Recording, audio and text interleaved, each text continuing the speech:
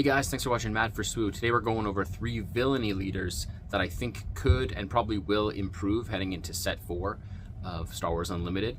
The first one we're going to go over is Gar Saxon. I think this one's been on a lot of people's radar since the set 4 kind of pilot idea came to be, and that's he's giving an upgraded unit +1 attack just passively. So you don't have to take an action to do that. You don't have to attack with them. They're just all getting +1 attack. What do we know about pilots? They're upgrades. So any pilot you're playing, they're automatically upgrading that ship with the pilot +1 attack. Pretty significant. You could make a pretty potent sort of space aggro deck there.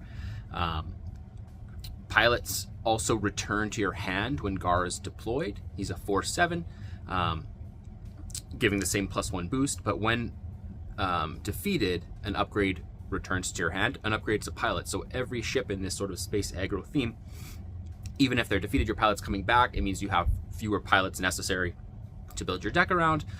More ship options, more removal options, more just options in general. The weakness we're going to see probably with pilots is that if you don't have a ship to play them on, you got a hand of pilots with nowhere to go and get steamrolled pretty quick. Under Gar, you don't need that many pilots because they're coming back to you when he's deployed. Interesting sort of idea. Pilot like Dengar, let's take him for example, the new Dengar in set 4. We start talking about indirect damage, where your ships are attacking for more, and you're indirect damaging people to be able to wipe the board fairly quickly under that sort of combo. Something to think about. Let's use an example. You put turn 2, you put Dengar on a TIE bomber. The bomber becomes a 2/6, deals 5 or 6 indirect damage because of the bomber plus Dengar, and leaves you with 1 resource to play with. I mean, that's a lot of damage being spread around. Yeah, maybe they put it on their base, but that's where we talk about aggro, right? We're getting to the end states so much more quickly than we thought. And then we talk about a card like Survivor's Gauntlet. We wanted this card to be good at the time, and then we realized with upgrades it's just a little bit too clunky. Now with pilots being upgrades, and you can move pilots around, so I think exhaust decks, for example, are going to be pretty significant in this set.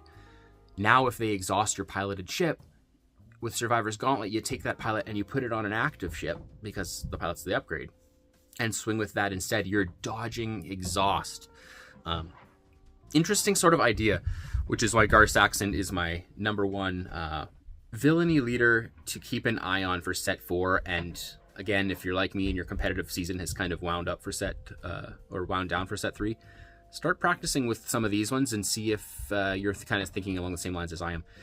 Leader #2 in our Villainy leaders to keep an eye on for set 4 is Maul. Maul's another one. I think he was quite good in limited and things like that for set 3, and we wanted him to be good for competitive, and it just never really happened for Maul. But indirect damage is an interesting sort of thing to think of for Maul, because it's going to leave your opponent with some really tough choices. Maul is attacking and overwhelming with by exhausting the leader. But if you're dealing indirect damage in combination with that, it makes a really tough choice for your opponent on where to put that damage. Do you put it on a unit who then Maul can overwhelm against, and it makes that overwhelm attack even more potent? Or do you just put it on base? But the thing with indirect damage is there's a lot of cards that do it. And to give that tough choice to your opponent over and over and over, it changes the math. And the game is obviously very math oriented right now. You'll see as you're playing these meta decks, they know what they're doing on turn 2 and turn 3 and turn 4, and it's really just winning trades. Maul throws a wrench into that with the indirect damage, because now you have overwhelm putting more on your base than you thought, and you're also having your math changed every single time someone indirect damages you, which makes, we talk about decision fatigue in tournaments and things like that. It puts a lot of decision fatigue on your opponent, where they're not going to constantly be able to calculate potentially what the best sort of choice is when indirect damage and overwhelm are involved. And that's why I think it's something to look out for. It's an interesting idea. This also pairs really well with something like a Daring Raid, where, and Maul always pair well with Daring Raid, because you're putting damage on a base or an opponent, And if you're putting it on an opponent, it's with the purpose to overwhelm on top of that to then hit base. So when you put indirect damage with that, it's just a lot of damage being spread around all at the same time. You could do something like a No Disintegrations, that new card, bring a unit down to 1 health left. Then you're overwhelming on top of that unit. So you're killing it and overwhelming the rest to base. So that's a really nice efficiency of action and damage there. But this, of course, relies on your units being on the board and staying on the board. So maybe it's a go wide sort of double red strategy with Maul, where you're doing a ton of indirect damage. They're not able to defeat all of your people, and you just kind of take over from there. So that's what I would look at Maul, at just being a second villainy leader that could improve here with the addition of indirect damage and cards like that, No Disintegrations. The third and final one I'm going to go over in some detail is Moff Gideon. Moff Gideon's a starter deck leader, an interesting one that was always very like Tarkin-esque. And Moff Gideon attacks with a unit that costs 3 or less. It gets +1 for that attack. And then he's granting Overwhelm when he flips. The reason I find him interesting is because Moff Gideon needs 3 costs or less, right? And so his weakness, obviously, was it's a bunch of weak units. And if you delete his units, there's not necessarily any big boys to pay off in the end. Well, now that we have pilots, our 3 costs aren't the power of 3 costs anymore. They have a pilot building them up, which keeps the cost of a unit still at 3, which lets you activate Moff Gideon for more powerful payoffs than we had available to us prior to set 4. Similar to the example I mentioned with Maul, what if you did something like a turn 2 IG-88 on your TIE Bomber? You activate Gideon to attack with it, which deals 3 indirect damage. If they put it on their unit, then IG-88 activates, making the bomber a 4/7 for the attack, and still leaving a resource behind. So if you came to a situation where you thought, well, they're not going to want to activate my IG-88, so they're going to put it straight on base, you have cards like Daring Raid, where you could put 2 damage on a unit before that, then guarantee the activation of IG-88 when you attack with it, because it's damaged in the first place.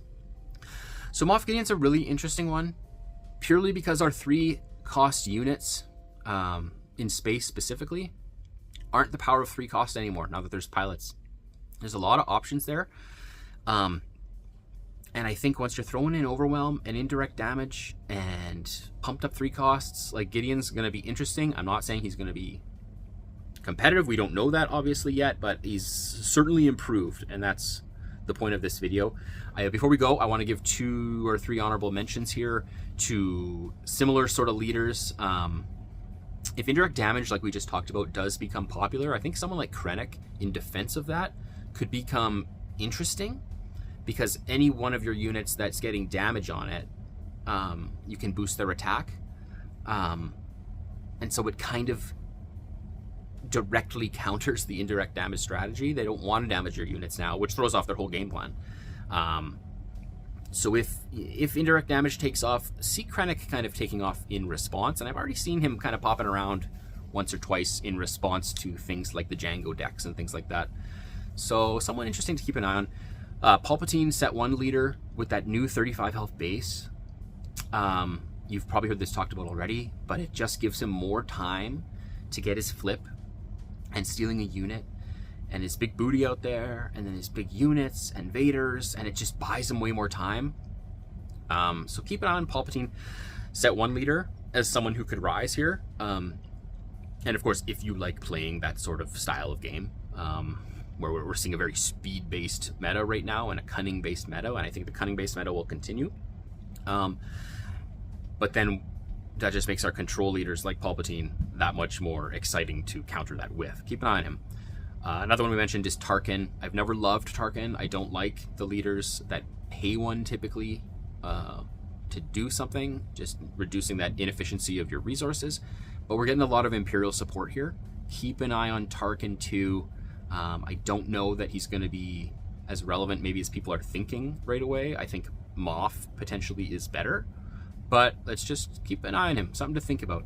Okay, so that's 3 Villainy leaders to keep an eye on going into set 4 and start practicing, because it's coming in 4 weeks or so. And thanks for watching Mad for Swoop. Please like and subscribe and comment down below what you're thinking. You guys take care.